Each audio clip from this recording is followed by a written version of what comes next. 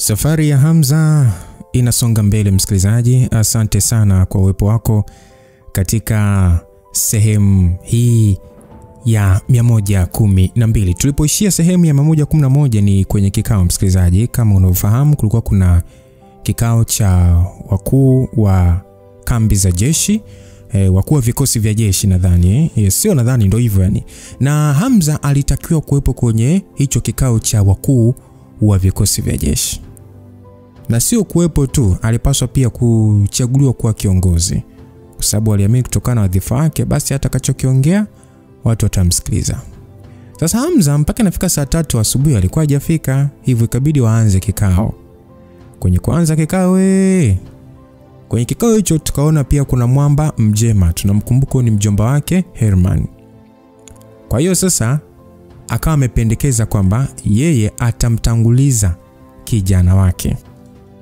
Na huyo kijana wake ni moja ya watu anaowakubali sana Nyakasura. Kwa hiyo baada ya Mjema kusema yeye ndo atamtoa kijana wake awe mstari wa mbele kwenye hiyo vita inayokwenda kutokea, tukatumeshia hapo msikilizaji. Hamza bado hajaja, sasa tujue kishafika hapo itakuwaje. So baada ya kauli hiyo Mjema, watu wengi mara baada ya kusikia kauli hiyo walijikuta wakishangaa. Ingawa hawakujua mpango wa Mjema ni nini na ni mtu aina gani.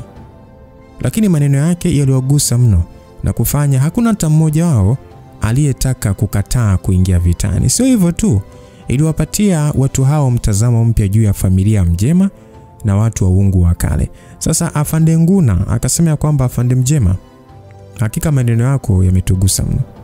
Sina neno lingine la kupinga zaidi ya kuongoza kundi lote la vijana wangu kwa ajili ya kwenda kuwakata vichwa hawa wasaliti. Aliongea hivyo Afande Nguna. Basi viongozi wengine wakuu wa kambi walionekana kuunga mkono hoja hiyo. Na mara moja tu hali ya hewa ilifikia kwenye kilele cha msisimko. Viongozi wengine wa kijeshi walionekana kutingisha vichwa vyao kwa kuridhika na umoja huo uliotokea dhidi ya adui yao. Sasa upande mwingine familia Afande Simba haikuchukuliwa kama ya muhimu tena. Kwanza hakuna aliyejali kuhusu Afande Simba. Yaani ni kama wote sasa walimuona Mjema kama jembe lao. Hata hivyo Mjema ili asishtukiwe unafiki wake, pale pale alishia kutoa tabasamu kwa kumwangalia Afande Simba, kisha akasema kwamba Afande Simba, samahani kwa kuchukua nafasi bila kufuata itifaki. Tafadhali unaweza kuendelea. Basi Afande Simba alishia kuonekana yupo kawaida tu huku akitoa kicheko.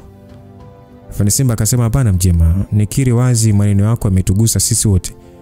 Lakini kwa nini sijawahi kusikia habari za Shaibu kurudi? Msikilizaji, Shaibu ndo kijana sasa Mjema. Sasa Mjema akasema, kwanza alicheka Mjema akasema kwamba baada ya tukio hili kubwa huyu mtoto ameona arudi sasa na kutoa mchango wake kwa taifa. Anaongea Mjema akiwa na tabasamu. Simba alishia kutingisha kichwa. Kisha aligeuka na kuangalia kadamnasi hiyo. Kisha akaendelea kuongea akasema kwamba jamani, kwa sasa kila mmoja yupo hapa na wote tumekubaliana. Basi hatua inayofuata ni mpango wa vita wa kukomesha huu umoja wa kanisa la kishetani la damu takatifu na kuua washirika wao wote wa nguvu ya Armageddon. Na kabla hivyo tunapaswa kwanza kuchagua kiongozi ambaye atatuongoza katika hii operation, ili isije ikatokea tukaingia kwenye migongano ya kimaamuzi isiyo na maana. Basi mara baada ya kauli hiyo kutamkwa, ni kama watu wote wa kikao hicho hatimaye walivuta pumzi kwa kuona tukio muhimu zaidi la kikao limefikiwa. Ukweli ni kwamba tokea kuanzishwa kwa kambi za kitamaduni za mafunzo ya nishati za mbingu na ardhi, haijawahi kutokea mashambulizi kama yaliyotokea hivi karibuni. Ni kama kushambuliwa kwa kambi hizo kumegusa moyo wa nchi. Hivyo basi, kama operation hiyo kwa atakayeiendesha itafanikiwa, mchango wake utahesabika kuwa mkubwa sana. Msikilizaji, in case ukao umesahau, tunafahamu ya kwamba yule jamaa aliyemuua baba yake Fiona ni walishambulia kambi nyingi sana Tanzania, nyingi mno, na kuua watu. Kwa sasa hapa wanakutana kikao kuweza kuwaondosha hao watu. Ndio hivyo. So kwa hiyo Vita hivyo havikuwa vya majeshi ya kawaida. Vilikuwa ni vita dhidi ya wavunanishati wenye umri wa miaka mingi, lakini vile vile vita dhidi ya watu wanaotumia miujiza chini ya uongozi imara wa mfalme wa maangamizi. Sasa msikilizaji, unachopaswa kuelewa ni kwamba tokea kuanzishwa kwa umoja wa uungu wa kale, Tanzania ndio ilikuwa makao makuu ya umoja wote. Jambo la kuvutia zaidi sio tu kuwa makao makuu, lakini vile vile asilimia kubwa ya wanachama wa umoja walikuwa ndani ya maeneo ya Afrika Mashariki. Sasa kutaka kuelewa zaidi kuhusu umoja wa ufalme wa maangamizi, fikiria zaidi kuhusu Freemason au Illuminati. Nafikiria umoja wa kitawa wa watu wa damu takatifu kama sehemu ya tawi la Freemason au Illuminati. Sasa umoja wa Magedon Shakyamuni, mara baada ya kuona kwamba ni ngumu kupata wanachama wapya katika mataifa ya Afrika na kwingineko kwa kujitambulisha moja kwa moja, ndio maana waliunda jamii au umoja ndani ya umoja unaokubalika, ili kuingiza wanachama wapya pasipo wao kujitambua kama tayari wapo ndani ya umoja. Bila kuyadhibiti makao makuu, huwezi kujitangaza kama mshindi wa vita. Hivyo kushambulia Tanzania na kumkamata jemadari ilikuwa ni mbinu ya kutaka utawala kamilifu ya kuangusha umoja wa uungu wa kale. Hivyo vita hiyo haikuwa tu kwa ajili ya kulinda mipaka ya nchi, bali vile vile ni vita ya kulinda umoja wa uungu wa kale pasipo watu wenyewe wa uungu kuingilia kati. Kiongozi yote atakayefanikisha ushindi, maana yake pia atapata utambulisho kwa wakuu wa uungu wa kale, na hiyo ni moja ya sifa kubwa inayoweza kumpatia cheo. Kwa hiyo basi ndio maana Simba alitamani Hamza awe kiongozi wa operesheni hiyo. Kwa nje Hamza anaweza kuonekana kama mtu mwenye nguvu, lakini bado ataendelea kuchukuliwa kama mgeni mpaka pale atakapoonyesha mchango wa moja kwa moja. Kwa sababu Hamza akiwa kiongozi, maana yake ni kama anatangaza msimamo wake baina ya pande zote mbili, watu wa uungu wa kale na nguvu ya Magedon Shakyamuni. Hata hivyo, kwa muda huo viongozi wengi wa kambi walielewa kwamba hawakuwa na nguvu za kutosha kuwania nafasi hiyo ya uongozi. Kuwa kiongozi haimaanishi tu kutoa maamuzi kwamba pitani huku msishambulie. Inamaanisha pia kuwa mstari wa mbele katika kupambana na nguvu hiyo na kushinda. Sasa Afande Simba akasema ya kwamba katika ulimwengu wa siri, watu wenye nguvu siku zote ndio hupewa heshima. Ni vyema kama wote tungejifunza uongozi na wanajeshi, lakini hata hivyo viongozi wengi wa kambi hapa mmejawa na busara nyingi. Ndio maana sisi kama viongozi wa jeshi tumeona hili swala tuliweke mikononi mwenu na kumchagua mtu ambaye mnaridhika naye na iwe rahisi kufuata maelekezo yake. Hivyo niulize hili swali, mnaonaje? Basi wakuu wa kambi hizo walionekana kutokuwa na pingamizi lolote, na vile vile kwa wanachama wao hakuna aliyeonyesha pingamizi. Waliona ilikuwa sahihi. Wote walikuwa ni wanajeshi, na sheria ulimwengu wao ilikuwa kukubali yule ambaye ana nguvu kuwazidi wao wote, na mbinu hiyo ndio salama zaidi. Sasa Mzee Nguna akasema ya kwamba Afande Simba, kambi zetu zote zimejipanga vyema kupigana dhidi ya adui huyu mwenye nguvu kwa kushirikiana na umoja wa uungu wa kale. Nadhani awamu hii tutapata kiongozi ambaye atakuwa na uwezo wa juu, pengine mwishoni mwa level ya nafsi, ili kuweza kuaminiwa na sisi wote. Wote sisi hapa hatuna pingamizi kwa mtu yeyote kwa kiongozi kutoka kwenye kambi zetu. Hatuna pingamizi pia akitokea katika familia yote. Lakini swala hili ni la dharura. Hivyo sidhani moja kwa moja tunaweza kupata mtu mwenye sifa kubwa kutoka kwenye kambi zetu. Tupo tayari kusikiliza mapendekezo yako na kisha tutaamua. Afande Simba akasema, Afande Nguna, ulichoongea ni kweli. Lakini kama ikiwa wengi wenu wote mnafanana uwezo na kukakosekana aliye juu yenu, basi tupo tayari kupendekeza kutoka kwenye vitengo vyetu. Kwa sababu sisi kama jeshi pia tumekuja na wanajeshi kadhaa ambao unaweza kukidhi nafasi hii, na wote wapo hapa. Msikilizaji, kulikuwa na siti ambazo hazikuwa na watu kando ya Nyakasura. Muda ule mara yalianza kutokea majibizano. Ilionekana wazi kwamba katika kambi nyingi kulikosekana kabisa watu wenye uwezo wa kufikia ufunuo mkuu.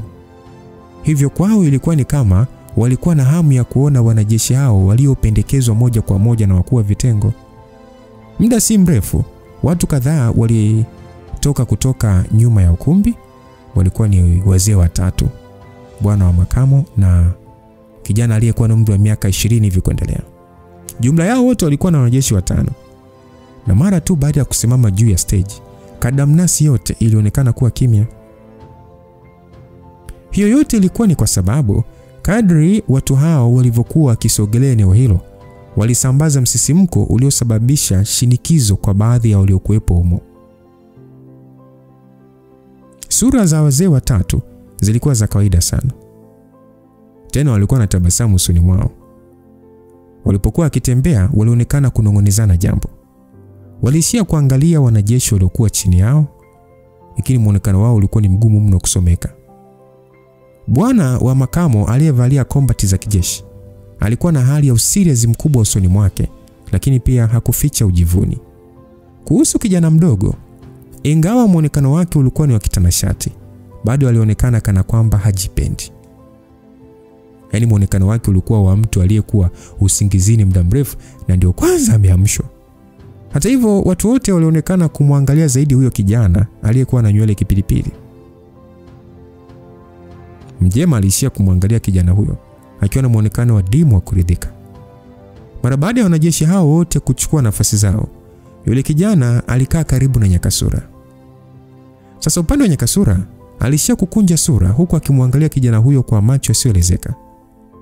Kisha akaonekana akiongea akasema kwamba Shaibu, sikudhania kama utarudi jeshini. Nidhani matamanio yako ni kujifunza tu na sio kingine. Basi yule kijana alijulikana kwa jina la Shaibu alishia kutoa miayo na kisha akaongea kwa kivivu akisema kwamba nimesikia watu wa nguvu ya Magedon wana uwezo mkubwa mno wa kupigana. Kwa hiyo nimetaka kushiriki tu ili nijionee mwenyewe. Nyakasura akasema nilijua tu. Kujitokeza kwako ni kwa sababu tu unatafuta mtu kushindana naye. Vinginevyo, kwa nini ghafla tu yani ujihusishe na masuala ya jeshi?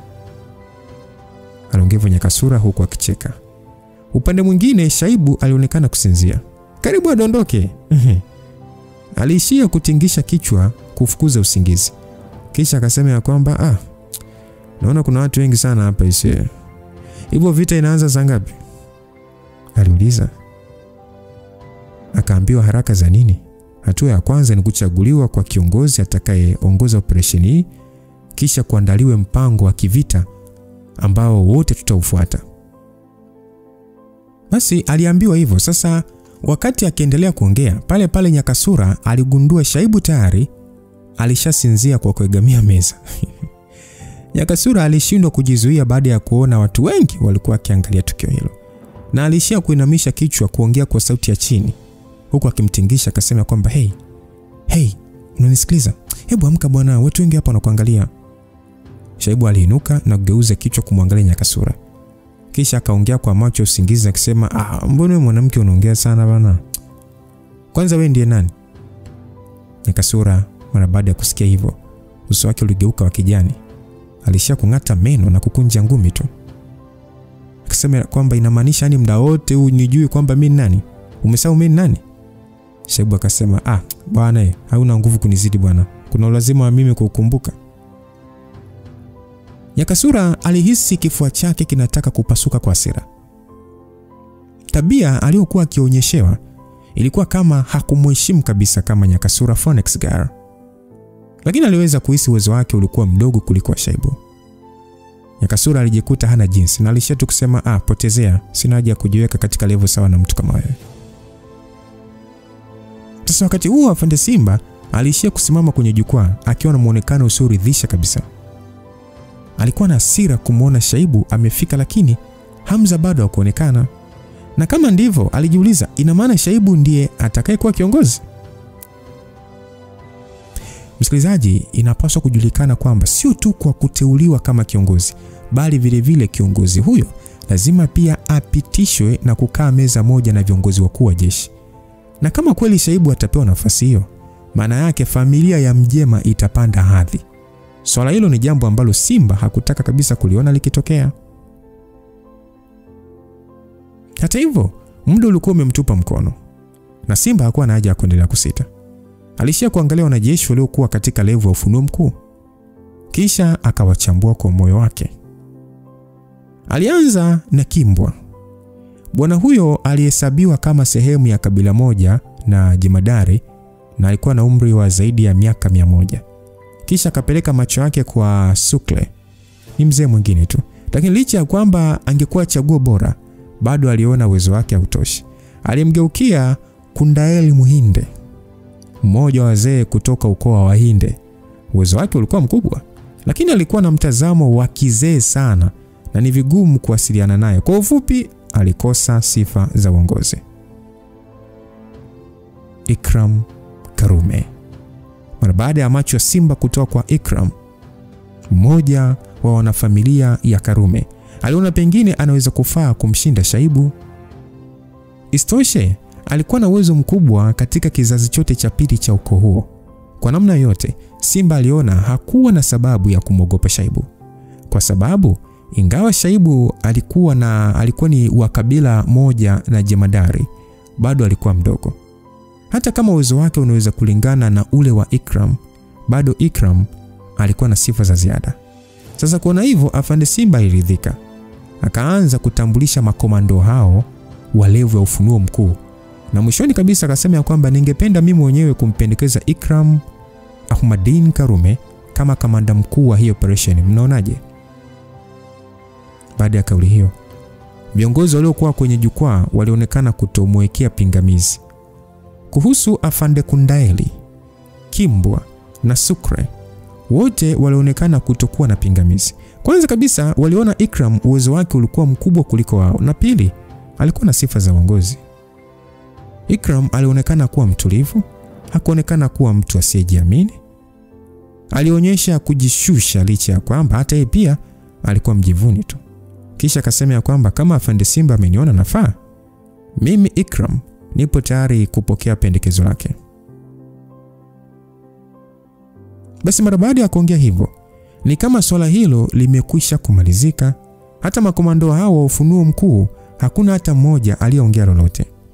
Hivyo bila shaka hata wakuu hao wa kambi na wanachama wao wasingetia neno. Lakini muda huo afande Mjema alisimama, kisha akasema ya kwamba hebu subiri kidogo.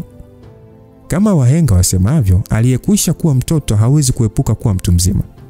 Kwangu mimi naamini katika mapigano, mtoto wangu Shaibu ana uwezo mkubwa kuliko Brother Ikram. Aliongea hivyo Mjema. Sekunde baada ya kutamka maneno hayo, ghafla majibizano ndani ya eneo hilo alianza. Kuanzia juu ya jukwaa mpaka chini, watu wote walianza kunusa harufu ya unga wa baruti. Kauli hiyo ilikuwa tosha kutambulisha kwamba Mjema na mtoto wake Shaibu wanapingana na maamuzi ya afande Simba. Lakini sio hivyo tu, walikuwa pia wanapingana na mtu wa familia ya Karume. Basi Mjema akasema kwamba tafadhali naomba msielewe vibaya kuhusu maneno yangu. Nina mtoto mmoja tu ambaye ni Shaibu, na amekuwa mwenye tamaa kubwa sana ya kujifunza kuwa na nguvu maisha yake yote na hakupenda kitu kingine. Hivyo ndio maana nimeamua kukumbusha, kwa sababu Shaibu kwa mara ya kwanza amekubali kutumikia jeshi. Nilipenda pia apewe nafasi ya kuonyesha uwezo wake. Afu isitoshe, vipaji vinaibuka siku hadi siku, na siku ya kesho sio kwa ajili ya wazee bali kwa ajili ya vijana. Wasipopewa nafasi leo kwa kigezo cha kuonekana wadogo, watakuwa lini kukubali majukumu makubwa? Itakuwa si haki kabisa. Sio kwao tu bali pia kwa mustakabali wa taifa kwa ujumla. Aliongea Mjema. Kwa ufupi, maneno yake hayakuwa na tatizo. Hoja yake ilikuwa na mantiki. Kama kweli vijana wasipopewa nafasi, lini watapatiwa nafasi na kuwa msingi wa kesho? Sasa Ikram akauliza ya kwamba afande Mjema, unachomaanisha ni kwamba uwezo wangu ni mdogo kuliko kijana wako, sivyo? Mjema akasema, Brother Ikram, mimi sikuwa na nia nyingine juu ya hili. Nimeona nitoe tu pendekezo. Afu isitoshe, nikinukuu maneno ya kiongozi wetu afande Simba, katika ulimwengu wetu nguvu inaongea kuliko chochote. Mwanangu ndo ametoka mafichoni baada ya kipindi kirefu, hivyo nimeona angalau nimsaidie kwa kumsemea. Ikram akasema, "Oh, kama unamwamini mtoto wako, basi pia ningependa kuthibitisha maneno yako." Aliongea Ikram huku akimwangalia Shaibu kwa macho ya ukauzo na ujivuni. Upande wa Shaibu alikuwa akitoa tu miayo, yani kama vile hakuwa akijua watu hao walichokuwa akiongea ni nini. Sasa Ikram akasema kwamba, "Shaibu, upo tayari kushindana mimi hapo nje?" Shaibu mara baada ya kusikia kauli hiyo alishia kuinua kichwa chake kama mtu asiyeelewa chochote na kuuliza kwamba, yani kwa nini shindane na wewe?"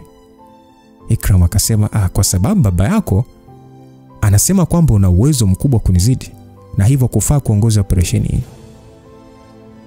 Aliongea hivyo Ikram, lakini upande wa Shaibu alishia kuongea kwa uvivu akisema, "Lakini ni kweli uniwezi bwana. Ni heri kulala kuliko kupigana na wewe. Afu mimi sijalala muda mrefu bwana. Kwanza." Ikram akasema, "Wewe unasema nini?" Ikram hakuwahi kwanza atadharaulika kiasi hicho na mtoto mdogo kama huyo, kwamba ni heri alale kuliko kupoteza muda wake kupigana na huyo. Basi katika watu wa kizazi chake hakuna yeyote aliyewahi kumdharau. Kwa umri wake huo kuwa na uwezo mkubwa wa mafunzo ya nishati, alichukuliwa kama mtu mwenye akili nyingi. Katika ukoo wote wa Karume, ukiachana na Nyakasura ambaye damu yake ndio huamua nguvu zake, hakuna mwingine wa kumzidi kwa uwezo. Ikram alianza kutoa pumzi nzito kwa hasira kali. Mwili wake ulivimba kama vile kuna pampu ilikuwa ikiminywa kwa kasi. Nyakasura akasema kwamba, "Mjomba, huyu bwana hajui kuongea kistaarabu, kwa hiyo haina haja ya kumkasirikia." Ikram akasema, "Shaibu, toke nje mara moja. Nataka kuona kama kweli kabila lako linaweza kutoa mtu mwingine wa kumrithi jamadari." Aliongea hivyo Ikram, lakini Mjema alishia kucheka kwa kujibaraguza. Ingawa moyoni akiona mpango wake unaenda vizuri tu. Sasa Mjema akasema kwamba, "Brother Ikram, usio na hasira. Mtoto wangu amejitenga na jamii kwa muda mrefu, hivyo hajui kuongea vizuri.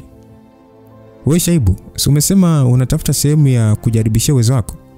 Basi mjomba wako Ikram ni mmoja wa wapiganaji wenye uwezo wa juu katika kizazi cha pili cha ukoo mzima wa Karume."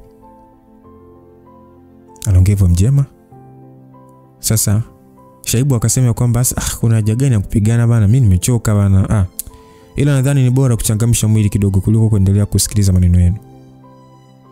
Mara baada ya kuongea hivyo, aliinuka kutoka kwenye kiti chake, akashuka chini ya stage na kuelekea nje. Upande wa Ikram, kwa mbwembwe zote kabisa, alijifyatua kwa kutumia mbinu za mafunzo ya nishati na kutoka nje ya ukumbi huo. Mara baada ya watu kuona yanakwenda kutokea mashindano kati ya watu wenye levo ya ufunuo mkuu, wanajeshi wote ndani ya eneo hilo walijikuta wakipatwa na hamasa isiyo na kifani. Kila mmoja alichomoka kwenye ukumbi huo kuwahi nafasi nzuri ya kuangalia pambano. Basi mara baada ya kuona ukumbi wote umekuwa mtupu, viongozi juu ya jukwaa walijikuta wakiwa hawana jinsi na kutoka kuona kinachoendelea. Mara baada ya viongozi hao kutoka, ni Afande Simba na Musiba pekee waliokuwa wamebakia, na walisogeleana huku Musiba akiwa kwanza kuongea. Akasema kwamba, "Simba, hivi kwa nini?" Simba akasema, "Hata kama Hamza hajatokea, hatuwezi kuona tu Mjema na mipango yake kufanikiwa." Aliongea Simba kwa haraka na kisha alishuka kwenye jukwaa na kutoka nje. Basi nje ya ukumbi kulikuwa na uwanja mkubwa wa mpira. Ingawa uwanja huo ulitumika kwa ajili ya mpira wa miguu, lakini eneo hilo lilitosha kwa ajili ya kushindana. Basi chini ya wanakikao waliogeuka kuwa mashabiki, hatimaye mzee Ikram na Shaibu walichukua nafasi zao kwa kuangaliana. Sasa mzee Ikram akasema kwamba, "Wewe ni mdogo, hivyo nitakuacha ufanye shambulizi la kwanza." Aliongea mzee Ikram huku mwili wake wote ukitoa msisimko wa moto. Haukuwa moto kama wa Nyakasura, lakini ulikuwa ni ule wa msisimko wa damu ya ukoo wake. Ingawa wawili hao walikuwa umbali wa mita kama 200 hivi. Msikilizaji, umbali wa mita 200 kwa msiofahamu ni jumlisha viwanja viwili kwa urefu wa goli na goli. Kwa hiyo ingawa hao walikuwa umbali wa mita kama 200 hivi, lakini ilifanya watu waliokuwa wakiangalia pambano hilo kuhisi kama viungo vyao tumboni vinakaangwa. Baadhi ya wanajeshi walianza kujadiliana wao kwa wao wakisema kwamba sijawahi kushuhudia pambano la watu walio kwenye levu ya ufunuo mkuu, ila kwa huu mkandamizo katika hii vita sio ya kitoto bwana. Mwingine akasema mimi kwa kuangalia tu sioni nani mshindi pale. Kwa hiyo wanajeshi walianza kujadiliana wao kwa wao. Wapo waliokuwa na huzuni kwa kuona kwamba hawawezi kufikia level hizo, lakini wapo pia walio na matarajio makubwa ya kufika. Shaibu alikuwa amesimama tu, huku mikono yake yote ikiwa imekunjwa, kana kwamba hakuwa na wasiwasi kabisa. Ingawa hakuwa na ile hali ya kusinzia, bado alionekana kama mtu mvivu hivi. Sasa Shaibu akasema kwamba una uhakika unataka nishambulie kwanza? Ikram akasema unataka nirudie mara ya pili? Shaibu akajibu basi sawa. Muda ule ule maneno hayo yanamtoka, macho ya Shaibu yalianza kubadilika rangi na kuwa njano. Hakutoa mvuke kama ilivyokuwa kwa Hamza, licha ya kwamba damu zao ni za ukoo mmoja, lakini alikuwa na msisimko unaofanana na wake. Basi watu wote waliokuwa wakiangalia pambano hilo walisikia sauti kubwa za mungurumo wa simba sio wa kawaida, kana kwamba sauti hizo walikuwa wakizisikia kwenye akili zao tu na sio katika uhalisia. Kwa sababu fulani watu walianza kushikwa na hofu. Kwao walishuhudia Shaibu akiwa amesimama katika eneo moja tu, lakini ajabu walimuona kama vile amekuwa jitu. Zilikuwa ni hisia ambazo zilifanya aonekane kama muumba wao na zikawapatia msukumo wa kutaka kupiga magoti na kuanza kusujudu. Sasa Afande Simba alijikuta akisema ya kwamba ufunuo wa mwili halisi.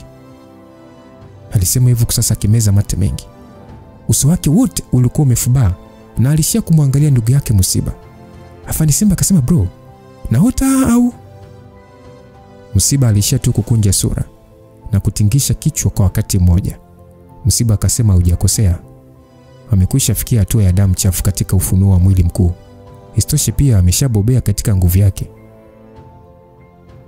Basi upande wa makamanda wengi, yani wale makamanda wa jeshi, wote walishia kutingisha vichwa vyao, wakionekana kukubaliana na maneno ya Musiba. Basi wakasema kwamba Shaibu ni kijana mwenye akili sana, hata kama jemadari mwenyewe sidhani kama aliweza kufikia level ya uchafu wa damu katika umri huo. Basi Bilali Nyerere, mkuu wa kikosi cha Sleeping Lions, akasema kwamba kwa hiyo kumbe hii ndio hatua ya damu chafu ya ushuhuda wa mwili wa joka simba. Kongole kwake bwana. Mkandamizo anaosambaza sio wa kawaida. Sidhani kama Ikram atafua damu mbele yake. Msikilizaji, upande mwingine Afande Karume alishia kumwangalia binti yake kwa wasiwasi. Na kisha pale pale akauliza kwamba Sulea, unapata hisia gani? Sulea akajibu baba, kama nikiogopa hisia zake za msisimko wa simba, nitaweza kuhesabika kama uzao wa moto kweli? Basi Karume aliona kweli binti yake hakuonyesha hali ya kuathirika na mkandamizo huo. Wengine mtakuwa mmeshamsahau Sulea ni nani? Sulea ni Nyakasura. Sulea ni Nyaka. Kwa hiyo kwa namna fulani alipata uweni mzee wake.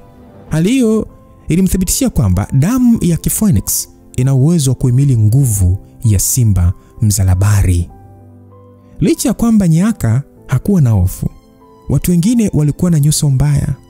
Karibia wanajeshi wote waliokuwa katika level za mkandamizo wa nafsi, miguu yao ilikuwa ikitetemeka. Si kwamba eti walikuwa wakiogopa kwa hiari yao, bali ni kwamba kutokana na aliye mbele yao kuwa na nguvu kubwa za mkandamizo, moja kwa moja hali hiyo iliamsha utashi wao wa woga nje ya hiari yao. Mfano, ikitokea panya akakutana na simba mdogo, haijalishi ana ujasiri kiasi gani, lazima hisia zake za woga zitaamka.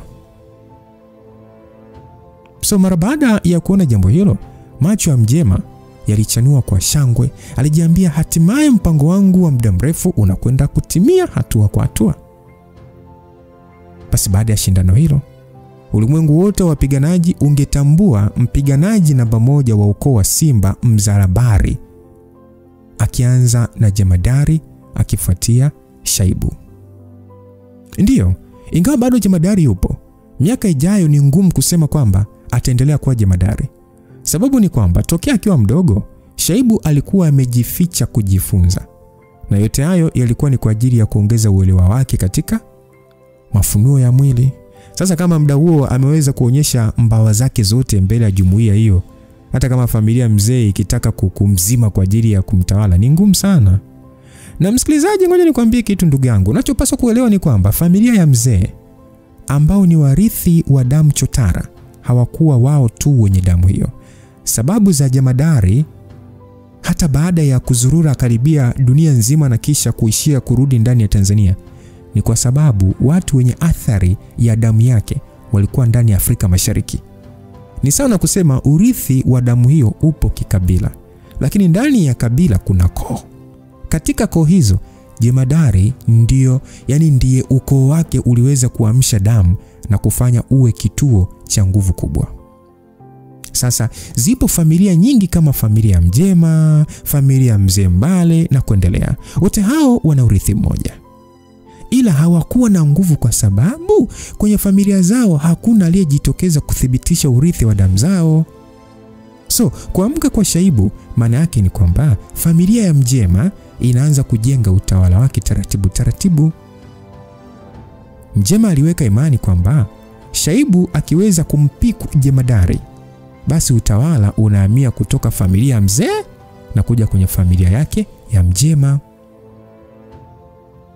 Wengi walijua Mjema hakuwa na mawasiliano na mtoto wake, lakini ukweli ni kwamba jamaa alikuwa na mawasiliano na mtoto wake na alikuwa na uelewa tosha juu ya uwezo wake.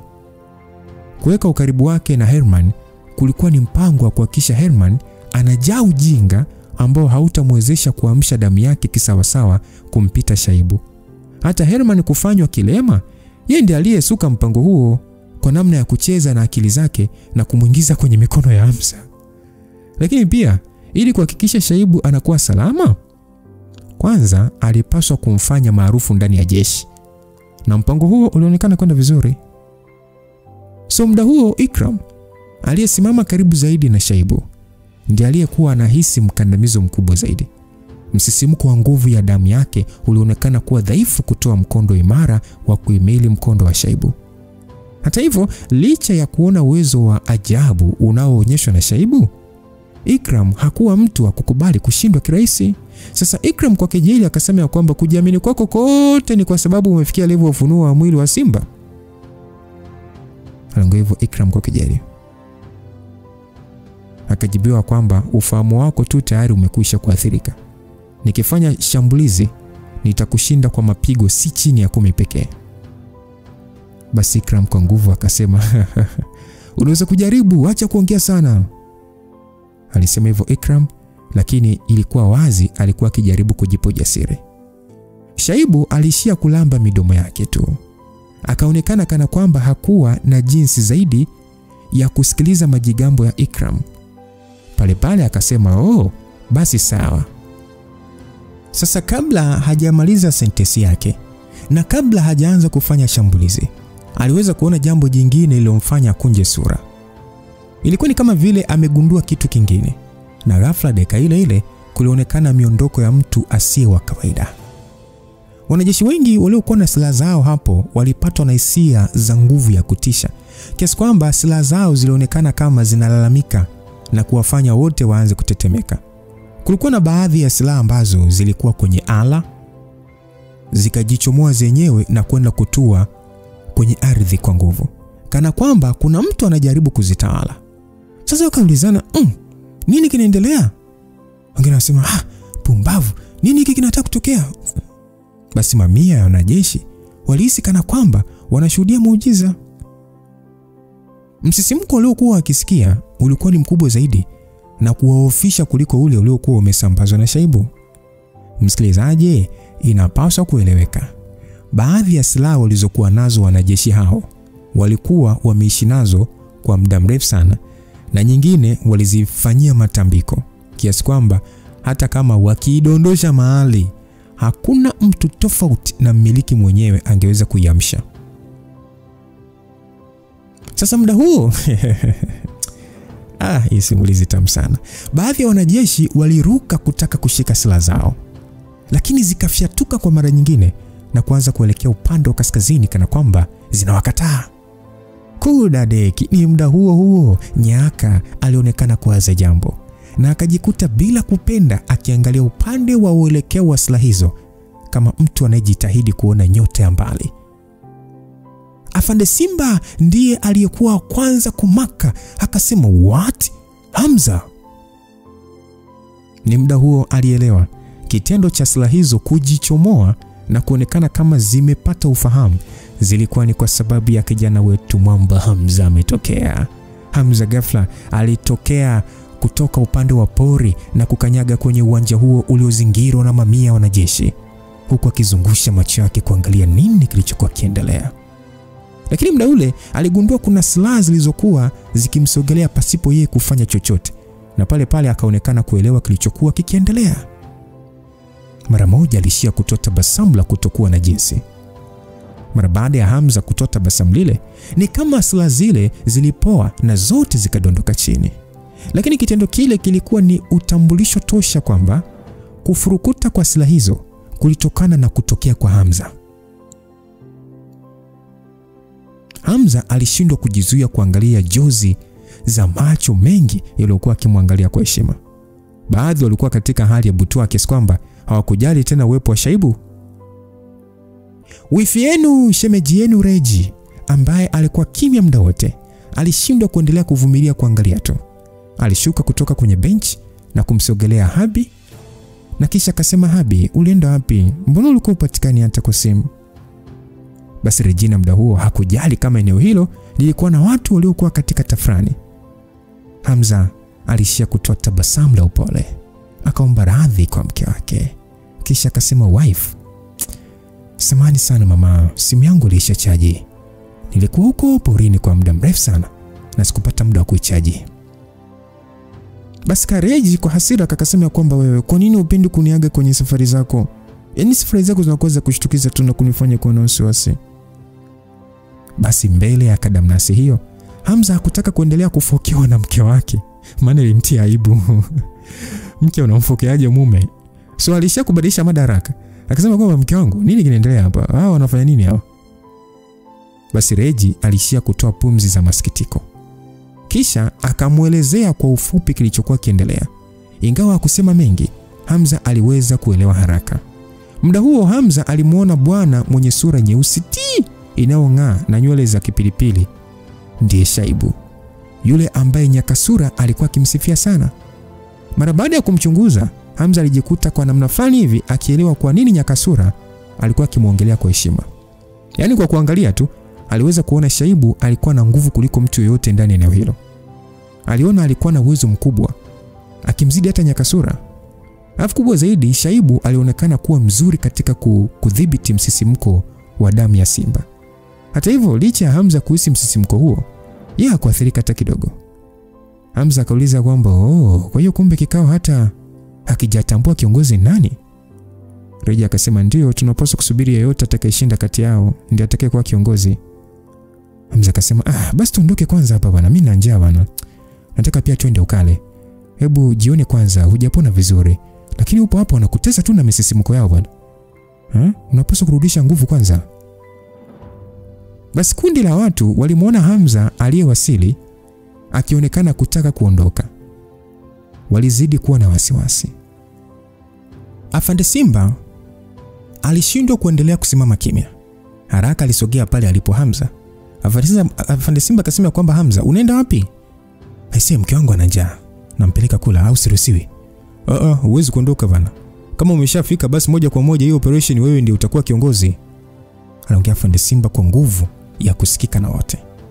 Mara baada ya watu kusikia kauli hiyo, wote walijikuta wakitoa makelele ya mshangao. Kauli hiyo ya Simba ilimaanisha si Ikram, hata Shaibu pia hakuwa na vigezo vya kumzidi kijana mwamba Hamza. Kwa namna alivyozungumza Simba, ilionekana wazi hakujali kama kauli yake ingekasirisha watu. Asilimia kubwa wanajeshi wenye nguvu walibaki kimya. Baadhi ya kambi zilizomfahamu Hamza kama vile kambi ya Nyoka, kambi ya Nyumbanitu, kambi ya Maji ya Blue, wote walionekana kutingisha vichwa vyao kukubaliana na kauli ya Simba. Afande Simba upande wake alijua kauli yake inaweza kutokueleweka. Hivyo akiwa katikati ya uwanja huo, kwa sauti kubwa akasema kwamba, "Jamani, mnaweza msielewe kauli yangu, lakini Hamza ndiye kiongozi maarufu wa umoja wa Inferno, mfalme wa kuzimu maarufu kwa jina la Lucifer. Basi mara baada ya wengi kusikia kauli hiyo, walijikuta wakitoa sauti kubwa za mshangao. Wengi hawakumjua Hamza, lakini kauli ile ilikuwa kama ngurumo za radi. Afande Simba akasema kwamba kwa rekodi zake za kuongoza Inferno na kushinda umoja wa Old Ones na pia kushinda mahakama takatifu, naamini kila mmoja wenu hana shaka juu ya uwezo wake wa kuongoza. Basi mara baada ya kusikia kauli hiyo, wanajeshi wote walitengisha vichwa vyao kuonyesha kwamba wanakubaliana naye. Isitoshe, wanajeshi hao walihusiana mmoja kwa moja na ulimwengu wa siri. Kwa nafasi zao, ilikuwa ni vigumu sana kutokusikia kuhusu vita takatifu iliyotokea kwa kipindi cha miaka miwili. Sasa wote walishangana kujiuliza, ina maana Bwana aliye mbele yetu ndiye mwamba aliyekuwa akihadithiwa na watu wengi? So baadhi ya wanajeshi walianza kuzungumza wao kwa wao, wakisema, sijawahi kudhani mfalme wa kuzimu Lucifer ni Mwafrika, tena Mtanzania. Mwingine akasema, tulikuwa tukimchukulia poa kwenye mashindano ya Sleeping Grounds, kumbe alikuwa mtu mzito hivi. Sasa upande wa mzee Ikram aliyesimama eneo hilo alishia tu kukunja sura. Kuhusu Shaibu, macho yake yalionyesha hali ya matamanio makubwa. Upande wa Mjema aliyekuwa akicheza na shanga zake mkononi, uso wake ulikuwa katika hali ya tabasamu kubwa. Hamza mara baada ya kusikia majadiliano ya kizidi, alishia kutingisha kichwa na kusema kwamba malengo yangu ya kushiriki katika vita hii ni kutaka kumtafuta mwanachama wa Armageddon kwa ajili ya kuweka mahesabu sawa. Kuhusu kuwa kamanda, mnapaswa kutafuta mtu mwingine, maana sitaki chocheo. Simba kwa muonekano wa ujasiri akasema, hata kama utaki huna jinsi. Hamza kauliza, kwa nini? Aliuliza Hamza huku akimwangalia Ikram na kisha Shaibu. Kisha akasema kwamba hawa si ndio mihimili ya nchi, Kama vita yenu ni ya kupigana kufa na kupona, inatosha pekee kuwa na kiongozi. Simba akasema kwamba hawa ni wanajeshi wa Tanzania, na kama walivyo wa Tanzania na wewe pia ni Mtanzania. Isitoshe, una uzoefu mkubwa, tena kubwa zaidi. Kama kiongozi wa umoja wa kuzimu, una sifa si tu za kuongoza jeshi letu, bali majeshi yote ya ulimwengu. Aliongea hivyo Simba. Mara baada ya kuongea hivyo, ukiachana na wanajeshi wa vyeo vya juu waliomfahamu Hamza, upande wa wanajeshi wengine walionekana kuchanganyikiwa. Watu walijiuliza, au ni kwa sababu Hamza pia alikuwa na urithi wa damu? Na kama ni hivyo, je, ni sehemu ya familia zenye nguvu hapa nchini? Sasa Musiba muda ule alihisi hali haikuwa nzuri, na haraka alisimama na kumzuia akasema kwamba Simba, acha kuendelea kuongea. Hamza alishia kusinyaza macho yake, akibakia kimya. Lakini kusikia kauli hiyo ni kama mapigo ya moyo wake yaliongezeka. Afande Simba akasema, kaka, mimi nipo hapa kwa ajili ya kuelezea maagizo ya baba. Kama hutaki Hamza kujulikana, nitaongea tu hata kama utajaribu kunizuia. Baada ya kuongea vile, Simba hakumjali tena Musiba. Aliendelea kusema kwamba jamani, nisikilizeni. Nasema Hamza ni sahihi kwa sababu yeye ni mtoto mkubwa na mjukuu wa familia yetu ya ukoo wa Simba. Ni mjukuu wa kwanza wa jemadari. Basi bwana, mshtuko uliowapata watu hao ulikuwa kama vile makombora yametua kwenye eneo hilo na kuwafanya watoe milio isiyojulikana kama ni ya hofu au mshangao. Upande mwingine macho ya Shaibu yalichanua huku tabasamu likionekana usoni mwake. Hamza alishia kuduaa akiwa amesimama katika eneo moja. Hakujua hata anajisikiaje. Ubini wake ulibadilika ghafla kutoka kuwa mtoto aliyetelekezwa hadi kuwa mjukuu wa jemadari. Kwa vyovyote vile, haijalisha anakubali au la, lakini kila mtu kuanzia muda huo alimchukulia kama mwanafamilia wa mzee. Sasa mzee Mbale huku akitoa kicheko cha furaha akasema, mjukuu wa jemadari na pia mfalme wa kuzimu. Kama akiwa kiongozi wetu, mimi Martin Mbale sina pingamizi kabisa. Aliongea hivyo. Kiongozi mkuu wa kambi ya nyoka naye alisimama na kupiga kelele akasema, sisi watu wa kambi ya nyoka tunaunga mkono Hamza kwa kiongozi wetu. Basi mzee Mnike kwa sauti kubwa kana kwamba anataka Hamza amwangalie akasema, sisi pia kama watu wa kambi ya maji ya blue, bwana Hamza na sapoti yote kutoka kwetu.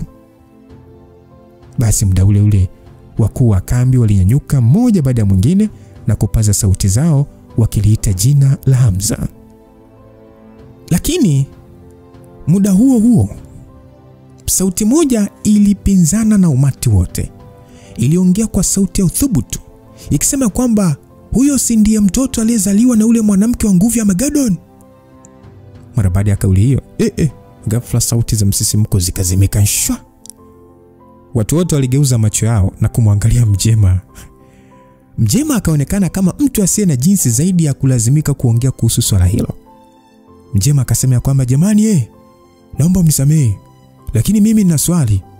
Kwa kile ninachofahamu, shemeji yangu Msiba alidanganywa na mwanamke aliyekuwa shushushu wa Armageddon Shakiamun na kubeba ujauzito wa mtoto wake. Kwa muda mrefu mimi nimekuwa nikijua huyo mtoto amekwisha fariki, lakini kama yupo hai na huyo mtoto ndiye huyu Hamza mbele ya macho yetu, nadhani sikosei kuhoji, je, asili yake sio tatizo? Basi bwana, wengi wa wanajeshi waliokuwepo hapo hawakuwa na uelewa wa kilichotokea miaka mingi iliyopita. Afisitoshe, ukiachana na kwamba wazee walikuwa wachache na vijana wengi, hata hawa wazee hawakuwa na taarifa nyingi zinazotokea kwenye vitengo. Licha ya kwamba ilikuwa ni kweli kuliwahi kutokea mgogoro kati ya jemadari na afande Msiba miaka mingi iliyopita, lakini kwa sababu wengi wa watu walikuwa ni wa nje ya familia, hawakujali sana.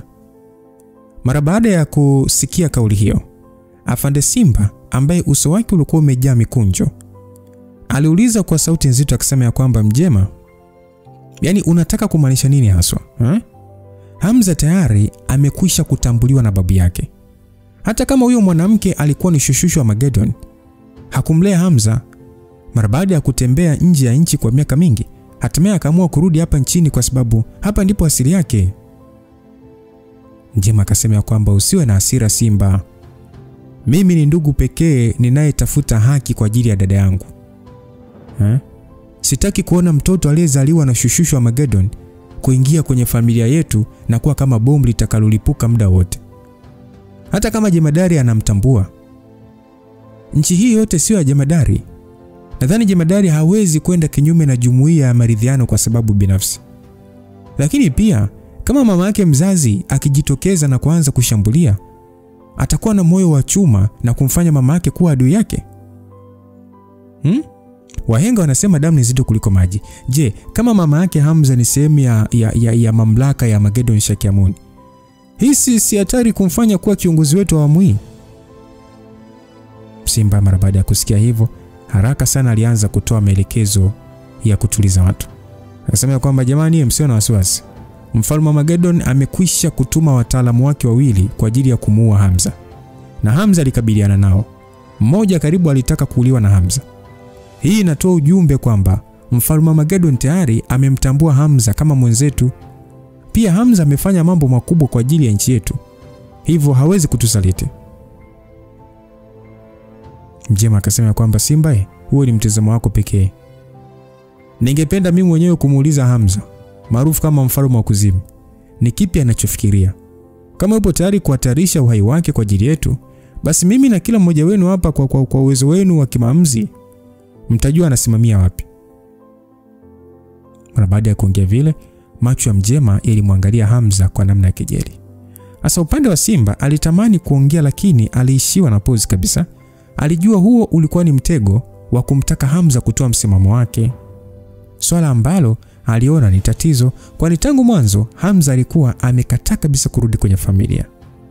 Simba alihisi kwamba kama Hamza angeendelea kukataa kuhusu swala hilo kama alivyokuwa amefanya mara kwa mara, lingekuwa tatizo ambalo asingeliweza kulikabili muda huo. Alishatu kumtazama Hamza kwa wasiwasi mkubwa, huku macho yake yakitoa ujumbe wa kumuhimiza Hamza akubali kuwa upande wao.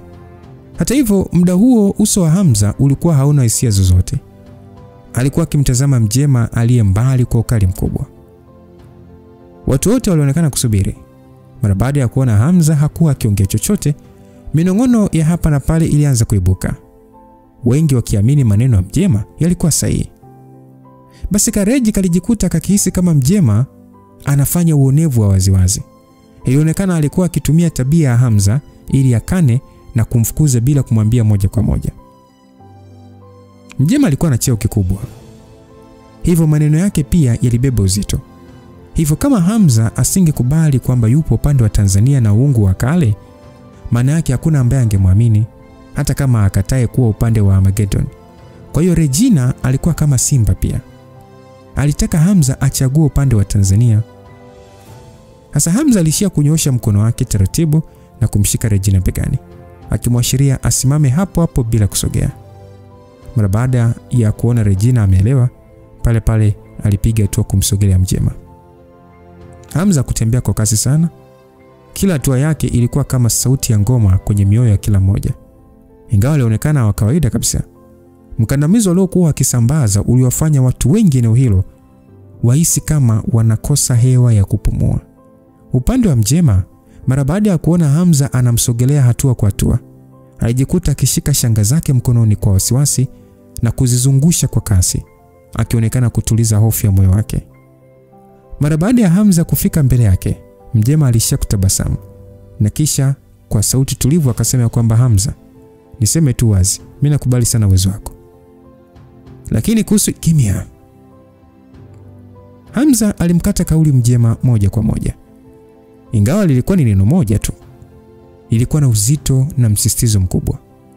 Uso wa Mjema uligeuka na kukosa utulivu. Tabasamu lililokuwa usoni mwake lilianza kubadilika. Shinikizo alilokuwa akihisi ni yeye pekee aliyekuwa karibu na Hamza aliyeweza kulihisi. Alijikuta akijiuliza, huyu kijana atakuwa kwenye level ipi kwa uhakika? Sasa Hamza alisema kwamba unajiona una akili sana, si ndio? Nakuuliza, unajiona una akili sana eh? Kwanza ulimfundisha mpwa wako namna kusababisha mtatizo na kipi cha kufanya ili kumdhalilisha Fiona.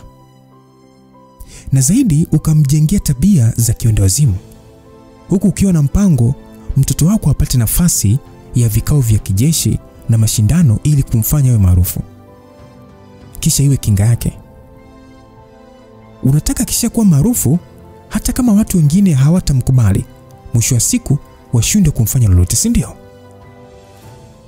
Mjema mara baada ya kusikia maneno hayo, uso wake ulifubaa na akaishia kulazimisha tabasamu, akasema kwamba sijui unachoongea, na tena ukimzungumzia Herman ni wewe ndiye uliyemtia ulemavu wewe na yeye ni ndugu, lakini unanilaumu kwa kile ulichomfanyia.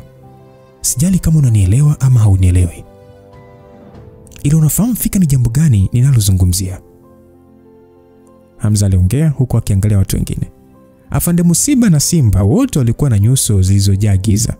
Walijua kilichomtokea Herman. Mjema ndiye aliyekuwa chanzo. Hata hivyo, kwa muda mrefu Mjema alikuwa mtu wa kimya, asiye na tamaa ya vyeo. Ukiachana na kuwa mkwe wa familia, vile vile alikuwa akichukuliwa kama mtu muungwana. Hivyo ilikuwa ni vigumu kumhusisha na swala la Herman bila ushahidi. Sasa Mjema kwa tabasamu feki akasema kwamba Hamza, mimi naona unachanganya mada sasa hivi. Tunachotaka kusikia kutoka kwako ni kujua unasimama upande gani. Nasimama wapi? Pale pale mwanga wa baridi ulionekana machoni mwa Hamza. Sekunde iliyofuata, ghafla alishautumia mkono wake kumsukuma Mjema kifuani. Mwili mzima wa Mjema ulikuwa kama mpira. Alirushwa mita kadhaa juu na kutua chini kama furushi. Kitendo hicho kiliwafanya watu wote waliokuwa wakitazama jambo hilo kupiga kelele za mshangao. Ni kama wengi walijiuliza ya kwamba Hamza amethubutu kumshambulia Mjema. Msikilizaji, ni muhimu kuelewa kwamba uwezo wa Mjema haukuwa mdogo pia. Alikuwa akikaribia level ya ukamilifu mkuu na siku zote alikuwa akitumia nguvu za kiroho kujilinda. Lakini licha ya uwezo huo, Hamza hakutumia hata nguvu kubwa. Kitendo cha kumsukuma kidogo tu kilimpaisha hewani. Hata kwa Msiba na mdogo wake hawakutarajia hilo. Muda huo hawakujua kama waingilie ama waangalie tu. Reji aliyesimama nyuma alitaka kumuita Hamza ili amzuie, lakini alihisi lazima Hamza anajua anachokifanya. Hivyo alishia kuvumilia na kuangalia tu akiwa na wasiwasi. Sasa Mjema ambaye alikuwa akichechemea alijisimamisha huku sasa akitema damu chini. Macho yake yalikuwa yamejaa hasira na hofu wakati akimtazama Hamza. Mjema akasema, hivi unathubutu vipi kunishambulia? Hamza akasema, kama isingekuwa cheo chako, kwa haya uliyosema, ningekuwa nimeshakuwa muda mrefu tu. Aliongea Hamza bila kuonesha hisia yoyote. Lakini muda huo huo, mara mtu alionekana akitokea kama vile amepotea na kuibuka mbele ya Hamza. Mtu huyo miondoko yake iliendana na mlipuko mkubwa wa nguvu za kinishati zilizowafanya wanajeshi wengi waliokuwepo hapo kushikwa na hamaki. Mtu mwenyewe ni Shaibu.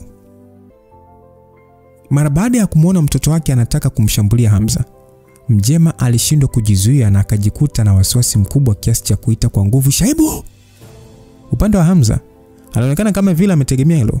Aliinua mkono wake wa kushoto kukabiliana na ngumi ya Shaibu, na zote zikakutana. Oya, ni ngumi kwa ngumi. Unafahamu zile siji nipe 5, oya nigonga 5. Sasa hii ni ngumi kwa ngumi. Shaibu alionekana kuwa tayari katika mkao wa kupigana. Mwili wake ulikuwa mwepesi mno na hakuonyesha kusita hata kidogo.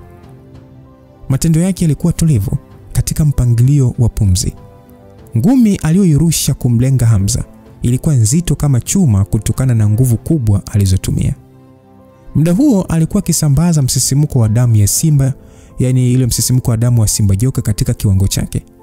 Kwa kuamsha damu hiyo katika hatua ya machafuko, nguvu zake zilikuwa kubwa kuliko binadamu yeyote angeweza kufikia. Hivyo, nguvu ya ngumi yake ukijumlisha na mafunzo yake ya nishati haikuwa mchezo wa kitoto. Shinikizo pekee la ngumi hiyo lilifanya kadamnasi ya watu kuhisi woga na miili yao kutetemeka. Hata hivyo, licha ya kitendo hicho kufanyika kwa muda mfupi sana, Hamza bado alikuwa na wepesi wa kuinua mkono wake na kuikabili. Ukweli ni kwamba alichokifanya Hamza kilionekana cha kawaida, lakini mkono wake ulikuwa umebeba nguvu ya kusudi kubwa lililokusanya nishati za mbingu na ardhi. Kusudi ni kama remote ya nishati za mbingu na ardhi. Mpiganaji mwenye ufunuo wa nguvu za kusudi moja kwa moja huwa na uwezo wa kudhibiti nishati hizo. Kadri kusudi linavyokuwa kubwa, ndivyo utawala wake wa kinishati unavyokuwa mkubwa zaidi. Na ni rahisi kuimarisha nguvu ya kusudi kuliko kuvuna nishati za mbingu na ardhi ili kutimiza pigo kubwa. Mwanzoni Hamza alipokuwa akitumia nishati ya kusudi, hakufanya kila alivyotaka. Mara nyingine alihitaji kitu kama silaha mkononi ili kuamsha nguvu ya kusudi. Lakini muda huo, kwa kufikiria tu tayari alikuwa ameamsha nguvu za mbingu na ardhi. Ilikuwa ni kama Hamza amevaa gloves za chuma wakati wa kukabiliana na ngumi ya Shaibu. Kishindo cha kugongana kwa ngumi hizo kiliwashangaza wengi sana. Ilikuwa ni kama kugongana kwa vyuma vizito kisha kuacha cheche. Ilikuwa ni vigumu kufikiria ukubwa wa ngumi hizo mpaka kuleta athari kubwa namna hiyo. Shaibu muda huo alielewa ngumi yake haikuwa na madhara yoyote. Pale pale alikanyaga ardhi kwa nguvu kisha akafyatua mguu wake akizungusha kumpiga Hamza mtama. Awamu hiyo Hamza hakusogea wala hata kuonekana kama anakwepa shambulizi. Alimwangalia Shaibu kwa utulivu tu. Mara baada ya miguu ya Shaibu iliyokuwa mizito kama chuma kugongana na miguu ya Hamza, nguvu ya kusudi ilivaa miguu ya Hamza na kumfanya onekane kana kwamba amevaa buti za chuma. Ilikuwa ni kama miguu ya Hamza ilikuwa nguzo iliyoshikilia anga lisidondoke. Shaibu alionekana kutumia juhudi kubwa kushambulia, lakini Hamza hakusogea hata kidogo wala kuonyesha ishara yoyote ya kuumia. Shaibu akajiuliza, inawezekanaje hii? Hamza alishusha kichwa chake chini, akamtazama kisha kwa sauti nyepesi akasema kwamba acha kupoteza nguvu zako. Nguvu zako ni kubwa, lakini kwangu ni za kawaida. Hamza hakuongea kujivunia. Ukweli ni kwamba katika utimamu wa mwili, hata kama wote walikuwa na urithi unaofanana wa damu, mbinu za mafunzo alizotumia Hamza zilimpa faida kubwa. Zaidi ya hayo, Hamza alikuwa ameshabobea katika mashambulizi ya kusudi. Mwanzoni alitegemea silaha za nje kutawala nguvu za kusudi, lakini muda huo kila kiungo chake kilikuwa silaha inayoweza kutawala nishati za mbingu na ardhi. Shaibu alishia kutoa tabasamu tu. Akajirusha nyuma kwa hatua kadhaa, kisha akasema, "Wow, inavutia, unashangaza na kuvutia zaidi kuliko yule Herman. Wewe ndio mjukuu halisi wa jemadari." Shaibu alionekana kutokuogopa chochote. Muda huo ni kama aliuchochea mwili wake ili uwe na nguvu kubwa zaidi. Kisha akaanzisha shambulizi lingine kwa Hamza. Shaibu alionekana kana kwamba anataka kumchapa Hamza makofi, lakini licha ya wepesi wa shambulizi hilo, mkono wake ulionekana kama mti mzito unaotaka kuanguka. Hamza pale pale alikumbuka Herman alipopigana naye mara ya mwisho alitumia mbinu hiyo hiyo. Hata hivyo, ni wazi shambulizi la Shaibu lilikuwa na nguvu zaidi kwa sababu tayari lilikuwa limeunganishwa na urithi wa damu yake. Hamza alishia tu kusimama pale pale Haikujalisha shambulizi lilikuwa na namna gani, alichohitaji ni mikono na miguu yake kuzuia. Basi sauti za vishindo na mawimbi ya nishati ziliwashtua wengi, zikawafanya watazamaji wahisi jasho likiwatoka bila kutaka. Lakini Hamza bado alikuwa amesimama pale pale kama mti, akikabiliana na kila shambulizi alilopokea kutoka kwa Shaibu akiwa katika utulivu kabisa. Mara baada ya raundi kama 10 za kushambulia bila mafanikio, Shaibu alijikuta akirudi nyuma huku akikunja ndita. Akauliza kwamba na wewe pia upo hatua ya damu chafu. Aligundua muda mrefu kwamba Hamza hakuwa na hofu kwa simba wala musiba. Basi Hamza akasema, ninayetaka kukabiliana naye ni baba yako tu. Wewe hujahusika katika uovu wake wote, hivyo usiingilie. Shaibu akasema, unafikiria sana. Mimi sina matamanio ya kuingilia masuala ya baba na wewe. Nimekuwa nikikutafuta ama nikitafuta mtu wa kupigana naye, na sasa nimekupata. Nataka kuona una nguvu kiasi gani. Mara baada ya kuongea hivyo, Shaibu pale pale alichanua mikono yake na nishati mwilini mwake ilichipuka kama moto wa nyika. Msisimko aliotoa uliongezeka mara 2 zaidi. Mara tu sauti za ngurumo za simba zilianza kujaa uwanja mzima. Wanajeshi waliokuwepo hapo wote walionekana na wasiwasi usoni. Hata Ikram aliyekuwa karibu na pambano hilo ailazimika kusogea mbali baada ya kuona hawezi kuhimili. Basi mara baada ya Nyakasura kumuona mjomba wake akiondoka uwanjani, alijikuta akimuita huku akikunja sura. Mzee Ikram Karume alishia kugeuza kichwa chake na kumwangalia Nyakasura kwa sura isiyo na hiari. Akasema kwamba, Sulea, hawa watu wa damu ya simba wametengeneza mashetani mawili. Unapaswa kuongeza bidii. Basi Nyakasura alishia tu kung'ata meno yake kwa nguvu huku akitingisha kichwa. Aliweza kuhisi kabisa kuwa mjomba wake anayehesabika kama namba 1 katika uwezo hakuwa na hata vigezo vya kushindana na Hamza wala Shaibu. Kwa ufupi, alionekana kukubali kushindwa kabla hata ya kujaribu. Uko huo kitendo cha kuwa tu na jemadari, nguvu yote ilizunguka kwenye familia ya mzee. Lakini sasa kutokea kwa Hamza na Shaibu kwa wakati mmoja kuliwafanya Nyakasura na wazee wa kabila lake kuona kuwa juhudi kubwa zinahitajika kufanywa ili angalau kuafikia. Muda huo Shaibu alikuwa katika kiwango cha juu mno cha furaha ya kupigana. Pale pale alikutanisha mikono yake yote pamoja kama vile anajaribu kukusanya hewa, na ghafla tu mvuke wa rangi ya njano ulijikusanya katika mikono yake huku akitoa ngurumo kama vile amegeuka kuwa mnyama. Hamza pia alishaona mbinu hiyo kwa Herman kabla, lakini bado kwa namna ambavyo Shaibu anafanya ilionyesha kuwa na nguvu zaidi. Sasa Hamza kuona hivyo hakutaka kuleta uzembe, alafu isitoshe mbinu hizo zilikuwa rasmi za mapigano. Ghafla tu Hamza aliwasiliana na pete na silaha nyeusi iliyokuwa kama mwiko ikajitokeza mikononi mwake. Shaibu mara baada ya kukusanya nishati za mbingu na ardhi tena za kutosha na kutengeneza mvuke wa rangi ya njano uliobeba umbo la simba, pale pale alisukumia kumlenga Hamza. Hamza mara baada ya kuona nguvu ile ikimsogelea, mara moja kwa kutumia ile silaha aliweza kusambaratisha kabisa nguvu ile. Kwa namna alivyokabiliana nayo ilikuwa kama maji yametua juu ya jiwe na kuishia kutapakaa kila upande. Hata hivyo, mara baada ya Hamza kupangua shambulizi lile, watu hawakujali tena kuhusu upanga wake na uwezo wake, kwani Shaibu alikuwa amepotea ghafla. Wakati watu wengi wakijiuliza nini kinaendelea, upande wa Hamza aliinua kichwa chake juu na kuangalia.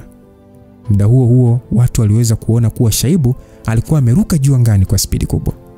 Uwezo wake huo wa kuruka haukuwa tu kwa sababu ya mafunzo ya nishati za mbingu na ardhi, bali pia kutokana na nguvu za miguu yake. Hata hivyo, licha ya kwamba Shaibu kwenda mbali zaidi angani, kwa Hamza ilikuwa kama amekwisha kutarajia juu ya swala hilo, na pia kutishwa na mbinu hiyo ya ngurumo za simba. Hivyo Hamza alishia kuinua kichwa chake juu huku akimwangalia Shaibu kwa namna ya utulivu mkubwa. Ukweli ni kuwa muda huo alitaka kujua mbinu za mafunzo ya urithi wa damu zikoje kutoka kwa mtaalamu huyo. Na muda huo pia alitaka kujua ni nguvu kiasi gani mtu anaweza kuwa nazo akiwa tayari amefikia hatua ya ushuhudiaji wa mwili. Sasa baadhi ya wataalamu walianza kujiuliza kwamba anajaribu kufanya nini huyu? Kwa nini karuka mbali vile? Basi upande wa Afande Simba alishia kukunja tu ndita, na pale pale akasema kwamba bro, au anatumia ile mbinu. Simba akasema huyu ameshafikia level ya machafuko ya damu, lazima pia amejifunza hiyo mbinu. Basi ni muda ule ule Shaibu ambaye alikuwa amefunikwa na nishati za mbingu na ardhi maradufu, mara alianza kuzunguka kama pia hivi. Kitendo kile cha kuzunguka kwa spidi kubwa kilimfanya kutengeneza kimbunga kizito mno ambacho kilionekana kushuka kutoka juu kuja chini. Pamoja nacho, mkondo wa upepo uliojikusanya pamoja na spidi yake ya kuzunguka ulikuwa ni kama kimbunga kilichokuwa kinakwenda kutoboa ardhi. Basi Shaibu akasema ghadhabu ya Simba. Mara baada ya kuongea hivyo, spidi yake ya kushuka ilizidi kuwa kubwa, huku kimbunga kile kikimzingira Hamza eneo moja kwa namna ya kumshikilia ili kutokumpatia nafasi ya kusogea. Ilionekana wazi kuwa Shaibu alikuwa akimpunguzia spidi Hamza ili aweze kumshambulia. Hamza macho yake alisinyaa mara baada ya kuona Shaibu alikuwa kama simba mwenye mabawa anayetaka kumrarua. Sasa Hamza mara baada ya kuona anakaribia kupokea shambulizi lile, mara tu alirusha ile silaha mkononi mwake. Mara baada ya kurusha silaha, ilionekana kuelea angani na pale pale akatumia nguvu ya nia kuiongoza. Ghafla ikageuka kama mshale wenye spidi kubwa na kujifyatua moja kwa moja kuelekea juu alipo Shaibu. Ukweli ni kwamba kwa kimbunga kile ilikuwa ngumu kwa Hamza kurusha silaha na kisha kuipandisha juu, lakini kitendo cha Hamza kuweza kuidhibiti na kuifanya ifuate matakwa yake kiliwashangaza wanajeshi wengi. Kilichowashangaza zaidi ni kwamba kimbunga hakikuonekana kupungua, ilikuwa ni kama kimetengeneza shimo katikati lisiloathiriwa na kani ya mvutano na kufanya silaha ivutwe juu. Shaibu ambaye alikuwa akijizungusha kama mwehu alitaka kumpiga Hamza mara baada ya kuona amemdhibiti, lakini akagundua kulikuwa na silaha yenye uwezo wa kupenya kimbunga chake na kumsogelea. Kasi yake ya kuzunguka ilianza kupungua baada ya kuona hajui namna ya kukwepa silaha ile, huku akiendelea kushikilia kimbunga. Silaha ile ilikuwa na spidi kiasi kwamba ilitengeneza sauti ya kukata upepo. Wakati huo huo, msuguano uliotokana na kasi yake ulitoa mwanga, kisha ikaelekea moja kwa moja kumvaa Shaibu na kuacha michirizi ya damu hewani. Nguvu ya kusudi iliyokuwa ndani yake ilivunja kinga ya ulinzi ya Shaibu na kupita moja kwa moja ikamkata mkono. Jambo lile liliwashangaza kila mtu. Mbinu kubwa namna ile imeweza kudhibitiwa na silaha ndogo tu. Hapo ndipo watu wakaanza kujiuliza, silaha hiyo ilikuwa ya namna gani? Au ndio zile zilizovuma enzi za kale? Basi Mzee Mbale kwa nguvu akabwatuka akasema, silaha ya hiari. Macho yake yalionyesha mshangao huku akiwa na furaha. Mara baada ya kusikia kauli ile, kundi la wapiganaji wengi waliweza kuelewa mara moja anachomaanisha. Basi wakasema, kumbe ndio mbinu maarufu ya silaha ya hiari ya kambi ya nyumbani tu. Lakini silisemekana ni uvumi tu, hakuna kitu kama silaha ya hiari bwana.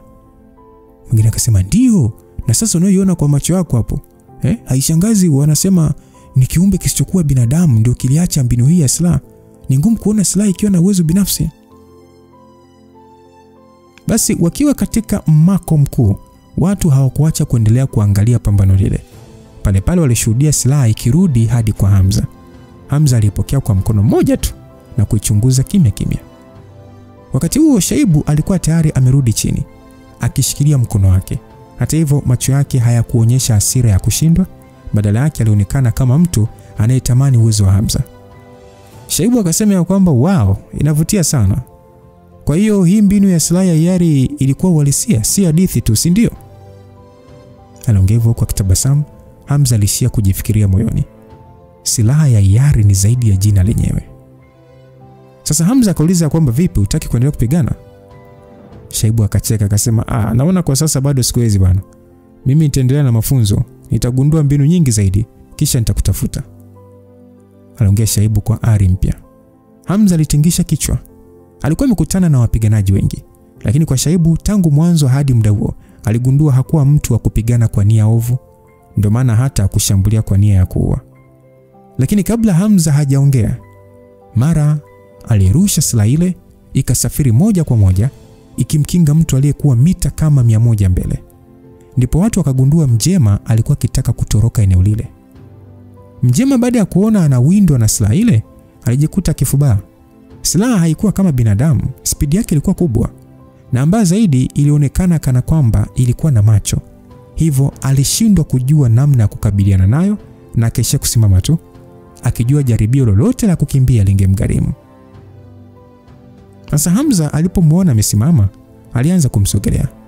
Watu haraka walimpisha njia. Sasa Mjema kwa sauti ya kubabaika akasema kwamba wewe unataka kufanya nini? Alitaka kuondoka baada ya kuona mwanae Shaibu hamwezi Hamza.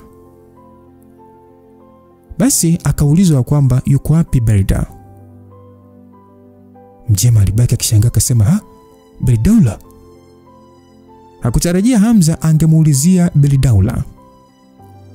Hamza akasema kwamba mara mwisho Berida aliniambia kuhusu mpango wenu. Lazima mlimpa adhabu kwa sababu hiyo, si ndio?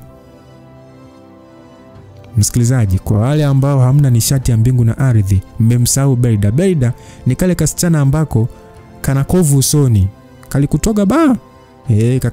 Kaka mgonga mdada mmoja hivyo bia kama imemchafua. Nadhani mtoko mmemkumbuka Berida ambaye alikuwa na Herman. Mtamkumbuka nadhani. Yes, ndio huyo Berida. Kwa hiyo Hamza akauliza kwamba mara mwisho Berida aliniambia kuhusu mpango wenu. Lazima mlimpatia adhabu kwa sababu hiyo, si ndio? Basi Mjema alimeza mate kisha akasema hili ni swala la familia. Hamza akasema, kwa hiyo unasema ulimuua. Kama ni hivyo basi na mimi nitalipa kwa kuua.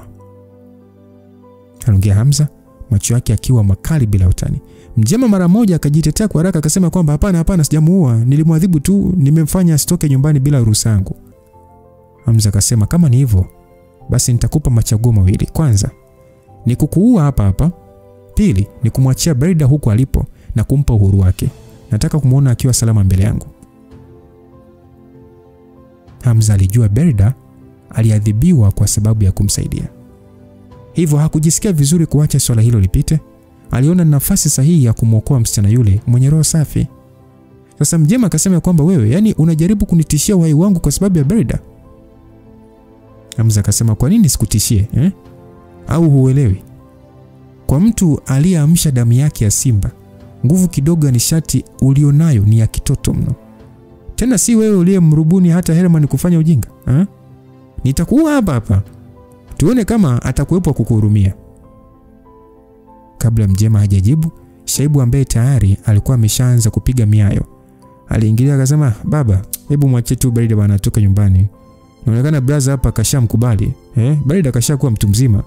Kwa hiyo si vibaya akijitegemea kimaamuzi bwana. Sidhani kama unataka kupoteza uhai wako kwa ajili yake. Mara baada ya Shaibu kuongea hivyo, alijilaza chini na kufumba macho kana kwamba anatafuta usingizi. Watu walibaki wakimshangaa kuona hakuwa na hasira hata kidogo licha ya Hamza kutishia uhai wa baba yake. Basi Mjema alishia kung'ata meno kwa hasira huku akimwangalia Shaibu ambaye alikuwa amelala kwenye nyasi. Akasema basi sawa, naahidi nitamwacha Berida awe huru na kuja kukutafuta. Hamza akasema usijifanye kuwa mjanja katika hili. Aliongea Hamza huku akitoa kicheko cha uovu. Kisha akasema kwamba ikitokea tu Berida ameumia popote na kuhakikishia nitakuua. Kama uamini ninachoongea jaribu uone. Basi bwana, kutishiwa na kijana mdogo kama Hamza mbele ya kadamnasi, Mjema alihisi aibu ya mwaka. Hakutegemea kama Hamza alikuwa akiangalia nyendo zake zote. Awamu hiyo alijiona amekamatika vilivyo. Sasa Mjema akasema kwamba hakuna shida, isitoshe ni mtoto niliyemwasili pekee. Hata nikimwachia mimi siwezi kupata hasara yoyote. Anaongea Mjema ingawa kwa wakati huo alionekana kuwa na wazo jingine akilini. Hamza alishia kutingisha kichwa kukubali. Kisha pale pale akachezesha mkono wake na silaha ile ikapotea mbele ya macho ya Mjema kana kwamba imeyeyuka. Kila mtu alibaki katika hali ya kuchanganyikiwa, wakijiuliza Hamza amewezaje kupoteza silaha ile. Walijifariji wakijiambia huenda hata hilo ni moja ya maajabu ya silaha ya hiari. Mara baada ya kumaliza swala hilo, Hamza alipiga hatua kumsogelea Reji alipokuwa akipanga kuondoka eneo hilo. Hata hivyo Simba alimzuia mara moja. Akasema kwamba Hamza, hata kama haupo tayari kupokea cheo hiki, ni wajibu wako kukubali kuwa kiongozi wa operation. Au unataka kukataa mbele ya watu wote hao wenye matumaini makubwa kwako? Basi Hamza kwa kukoroma akasema ya kwamba ni kama nilivyosema, sitaki cheo. Basi jua kwamba sitaki, au unalazimisha. Baada ya watu kusikia hivyo, waliona ilikuwa sahihi. Nani kati yao anaweza kumlazimisha? Basi Hamza akasema ya kwamba nitashiriki katika hii operation kwa sababu kuna mtu nataka kumuua. Kuhusu kuwa kamanda, mnaweza kuchaguana wenyewe. Basi mara baada ya kusema hivyo, Hamza alimshika mke wake mkono na wakaondoka. Mzee Karume alisogea alipo Simba na kutoa pumzi ya kusikitika, kisha akasema kwamba Simba, kama Hamza hataki, kwa nini tusimpe tu cheo hicho Shaibu? Na baada ya kusikia hivyo, Mjema ambaye alikuwa sasa amenywea, macho yake akarudi katika uhai. Alijiambia kwamba kama Shaibu angeendelea kuwa kiongozi, basi heshima familia yake ingepanda sana. Sasa muda huo Shaibu aliyekuwa amelala kwenye nyasi aliishia kufikicha tu sikio kama mtu anayeondoa mdudu. Kisha akasema kwamba bana, mimi sitaki masuala ya uongozi wote bana. Kwa ufupi, hata mambo ya jeshi yenyewe sitaki. Niiteni muda wa mapigano ukianza. Na baada ya kusema hivyo, alijinyoosha viungo vyake na yakasepa. Jambo hilo liliwashangaza watu wote waliokuwa pale. Walijiuliza, inakuwaje Hamza na Shaibu wote wakatae vyeo vizito namna hiyo? Ili hali kama wangekubali, vingewaweka katika daraja la juu.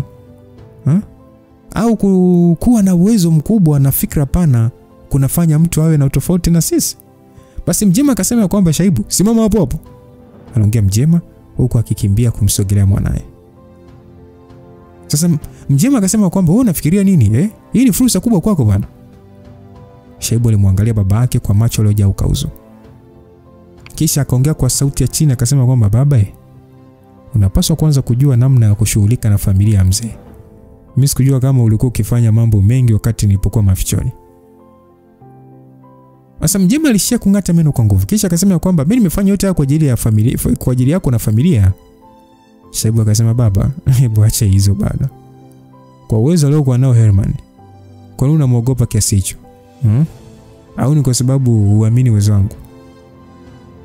Aliongea Shaibu, macho yake yakizidi kuonyesha ukauzo.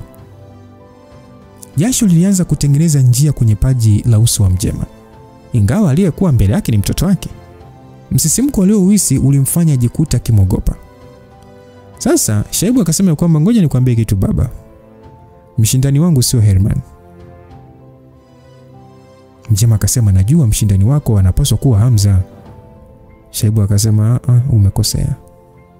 Aliongea Shaibu, macho yake akiwa yamejaa hali ya kujiamini na msimamo thabiti.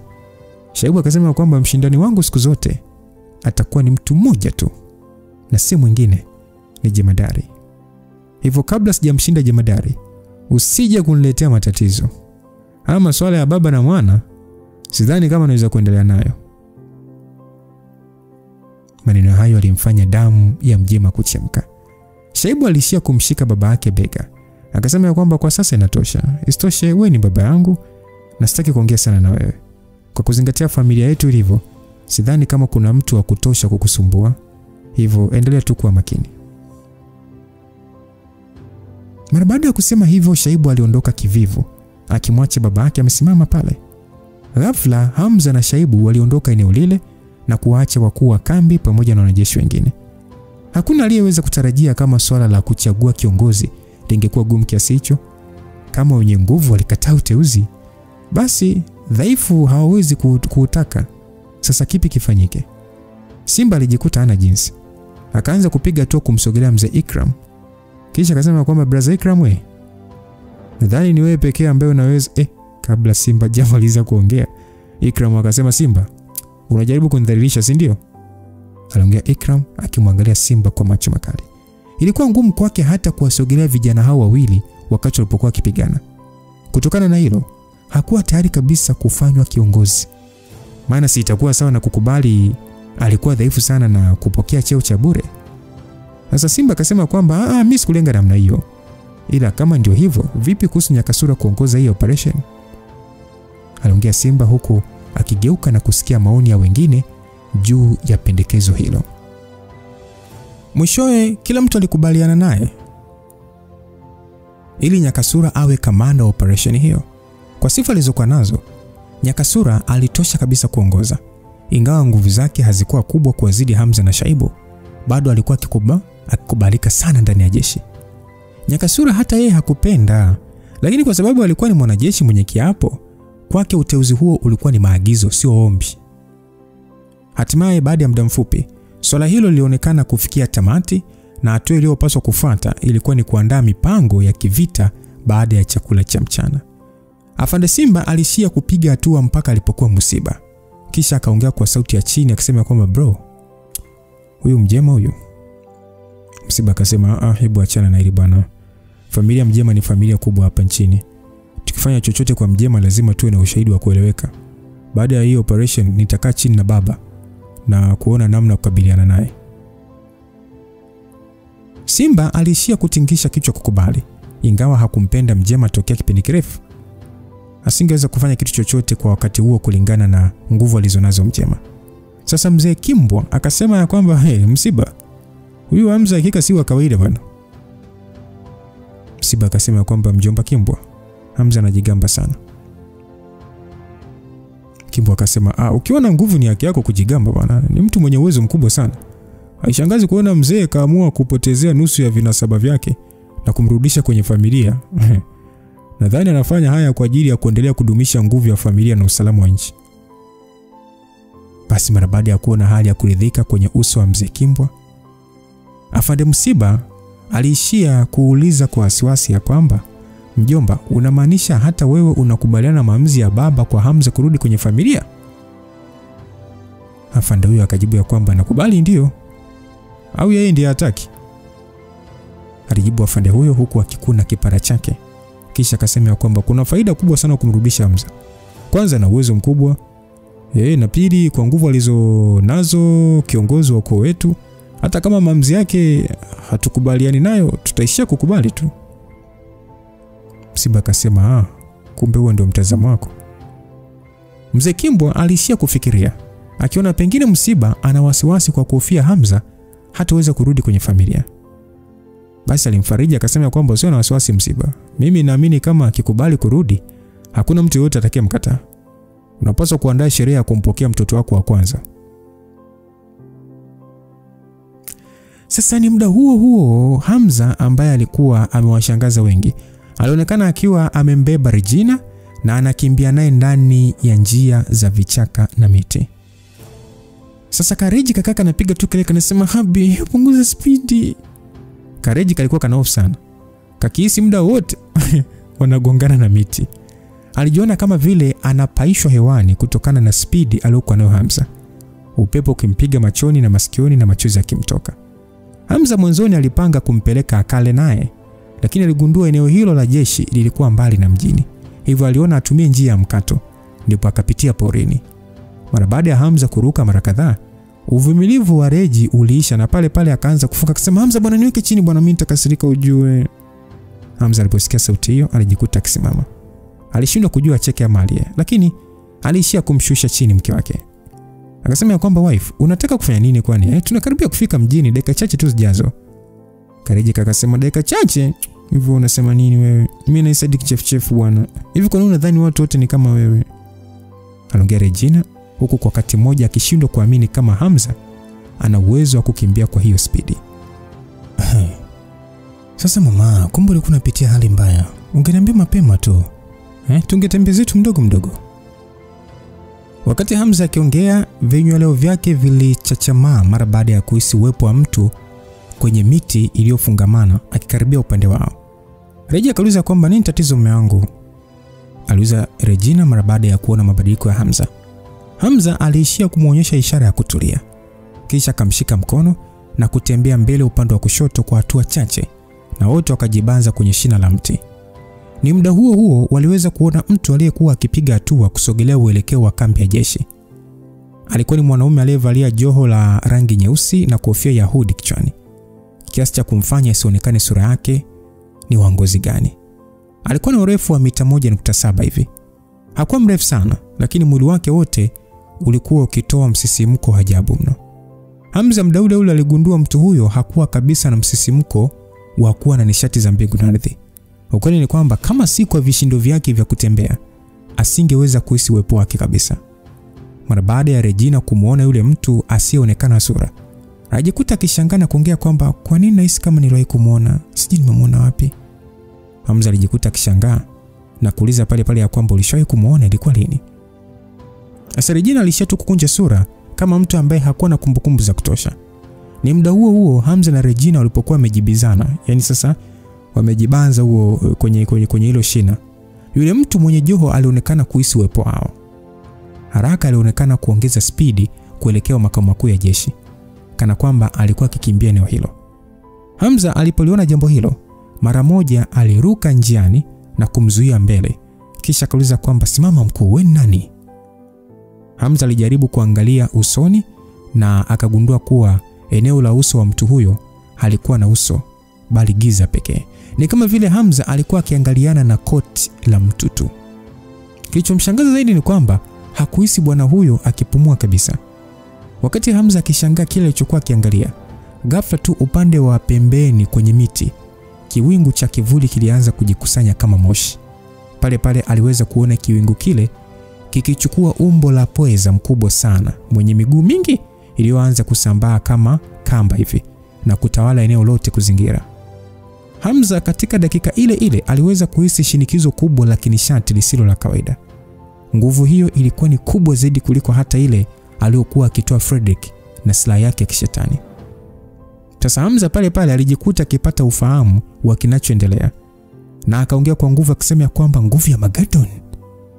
Katika sekunde hiyo hiyo Hamza alipata kuelewa kuwa ni wa majisi pekee walio chini ya Mageddon Shakyamun walioweza kumiliki msisimko wa nguvu za aina hiyo. Basi haraka alijikuta akikimbia na kumkumbatia Regina ili kumkinga na kiwingu kile cheusi. Basi Regina akasema kwamba Habi, mbona anatisha, ni mtu gani huyo? Uso mzuri wa Regina ulifubaa. Kilichokuwa mbele yake kilikuwa ni cha kustajabisha. Hamza akasema ya kwamba huyo ni mchawi, lazima atakuwa tu ni mtu wa Mageddon Shakyamun. Aliongea Hamza, lakini muda ule hakuweza kuelewa mtu huyo alikuwa anajaribu kufanya nini. Hii ni kwa sababu moshi ule wa kiwingu ulisambaa kwa kiasi kikubwa mno kama mawingu ya mvua. Lakini muda ule ule ghafla macho ya Hamza yalinasa visu vikirushwa. Sauti ya visu vilikuwa vingi kana kwamba mtu huyo amerusha 1000 kwa mpigo vikimsogelea yeye na Regina. Hamza haraka sana alimpakata Regina, kisha akakwepa kwa ustadi, lakini hapo ndipo aligundua ilikuwa bure, kwani vilikuwa kila mahali. Na pia kama akiamua kukimbia, mtu yule mwenye joho angemfukuzia pia. Aliona hata kama awe na spidi kiasi gani, bado asingeweza kukabiliana na spidi ya mtu huyo. Hamza alipoona hivyo, haraka alitumia pigo la kusudi kujaribu kukabiliana na visu vile. Visu vile vilipokaribiana na nguvu ya kusudi ya Hamza, vilitoa milio ya mgongano wa chuma. Hamza aligundua ingawa ameweza kupangua visu vile, yule mtu kivuli aliendelea kumshambulia. Na pale pale aliona wazi kuwa kama akiendelea hivyo, mwisho atashindwa. Muda ule Hamza akiwa katika hali ya kupaniki, ghafla alishuhudia mtu yule akimsogelea kwa kasi kubwa mno, huku akiendelea kurusha visu bila mikono yake kuonekana. Basi Hamza pale pale alijikuta akiingia kwenye hisia zisizo nzuri na kujiuliza, je, huyo mtu ni majisi aliyebobea katika kutawala miujiza ya kivuli ama? Hamza aliendelea kujiuliza kama ataweza kumuua, pengine angeweza kuzima kile kiwango kilichoanza kuwazunguka. Hamza, kwa sababu kila upande kulikuwa na moshi wa kichawi, ilikuwa ni ngumu kwake kusogea, hivyo ni kama alimpa nafasi mtu ule kumkaribia. Hamza pale pale aliomba silaha kutoka kwenye pete na kupanga kumfyeka kichwa chake, licha kutokuwa na uhakika kama kweli alikuwa na shingo.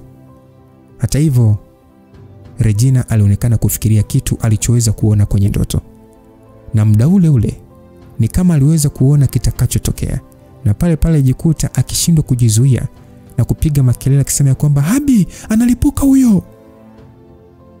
Basi pale pale boom, kabla hata Reji kumaliza kauli yake, yule mtu katika joho alilipuka kama bomu zito. Mawimbi ya mlipuko huo yalisambaa kama moshi mkali. Ilikuwa kana kwamba binadamu alikuwa amegeuzwa kuwa bomu la moshi. Kila kitu kilitokea kwa spidi kubwa sana. Hamza hakuwa kabisa amejiandaa, hivyo aliishia kumkumbatia mke wake kwa nguvu. Mlipuko huo wa bomu la kichawi ulimfanya Hamza kushindwa kujizuia kabisa na kuishia tu kunyanyuliwa juu. Lakini hata hivyo aliendelea kumshikilia Regina kwa nguvu huku akitumia mgongo wake kumkinga. Muda huo ni kama eneo lote lilipata tetemeko la ardhi. Masikio ya Hamza yalihisi kama yameziba. Alichoweza kuhisi ni wote wawili kudondoka kwenye mtelemko na kuteleza kuelekea chini. Upande wa eneo la mlipuko palitengeneza shimo la mita 4 au 5 hivi kwenda chini, huku miti yote iliyokuwa eneo hilo ikigeuka vumbi. Huyu jamani nani huyu msikilizaji? Tukutane sehemu inayofuata kuweza kujua ni kipi kitakachoendelea kwenye hii simulizi nzuri kabisa ya Hamza. Na niseme mpaka hapa tumefika mwisho. Muda wote ulikuwa nami Lucas Lumbas. Tukutane sehemu inayofuatia. God be with you till we meet again. Bye bye.